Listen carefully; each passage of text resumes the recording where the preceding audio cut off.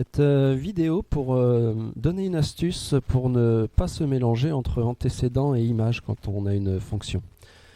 Et l'astuce est assez simple. C'est tout simplement que dans les différentes manières d'écrire une fonction, les différentes écritures liées à une fonction, on va toujours avoir l'antécédent à gauche et l'image à droite. Donc premier type d'écriture, c'est de visualiser la fonction comme une sorte de machine dans laquelle on fait rentrer un nombre. Et la machine fait ressortir comme résultat un nouveau nombre. Eh bien, à gauche, c'est l'antécédent, le nombre qu'on lui a donné. Et à droite, c'est l'image, le nombre que la fonction a sorti. Maintenant, autre type d'écriture liée à une fonction. Cette écriture-là, là on nous dit la fonction f à partir du nombre 3 va faire sortir le nombre 8. Bah là encore, le 3 à gauche, c'est l'antécédent, le 8 à droite, c'est l'image.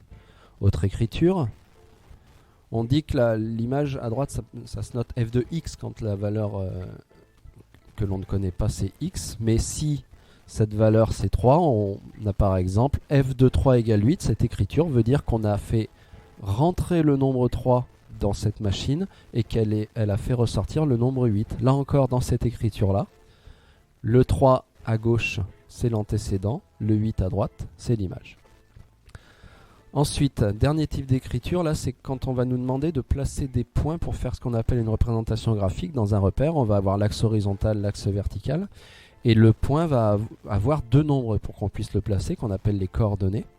Eh bien, le nombre de gauche correspondra encore à l'antécédent, le nombre de droite à l'image. Alors après, ce nombre de gauche qu'on appelle l'abscisse se repérera sur l'axe horizontal, le nombre de droite qu'on appelle l'ordonnée sur l'axe vertical. Mais là encore, on retrouve cette histoire d'antécédent à gauche et image à droite. Voilà, donc une fonction, c'est on a l'antécédent qui est écrit sur la gauche, la fonction fait ressortir l'image à droite, cette écriture-là, cette écriture-là, cette écriture-là, et le fait de placer un point dans un repère, de nouveau, antécédent à gauche, image à droite.